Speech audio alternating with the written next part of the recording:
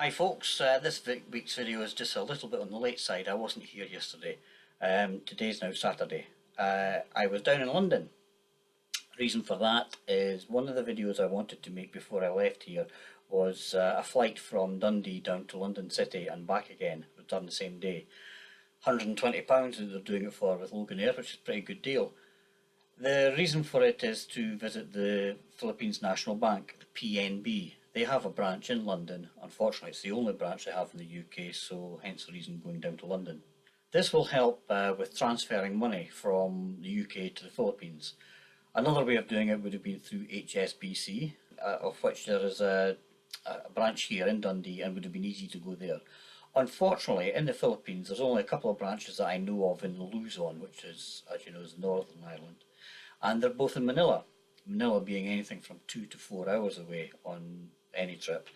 I don't really fancy having to do that every time I want to visit the branch.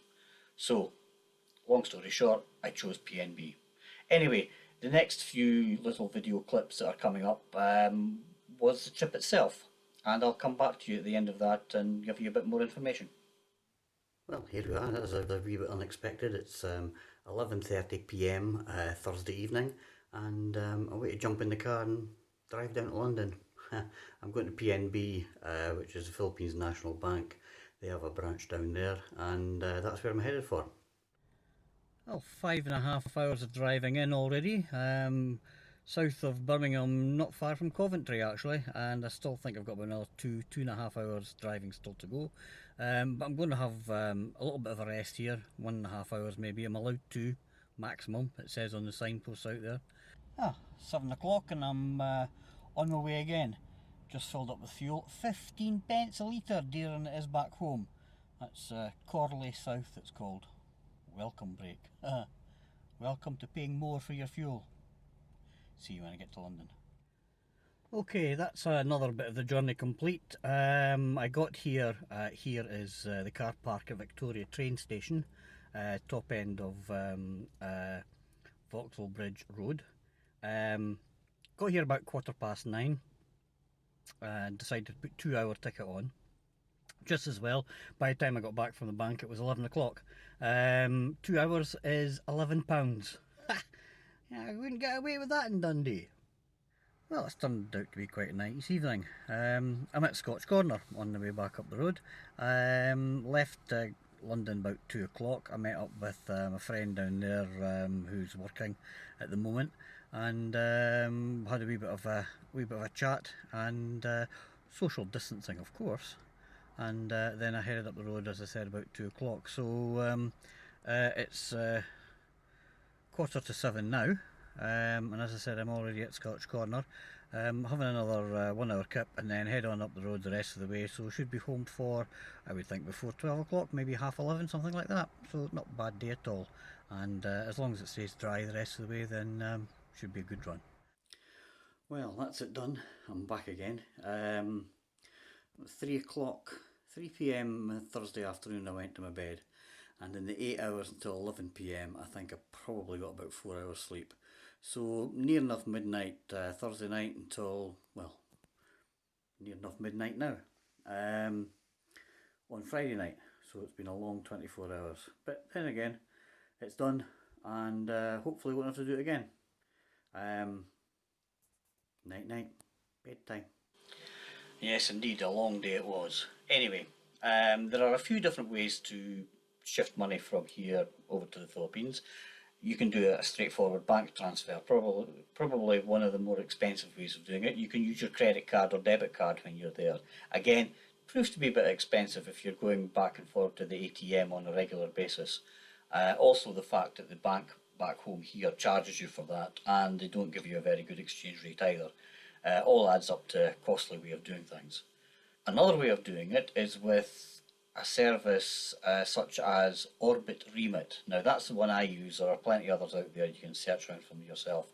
You can send money to the Philippines, whether it be Australian dollars, American dollars or UK sterling.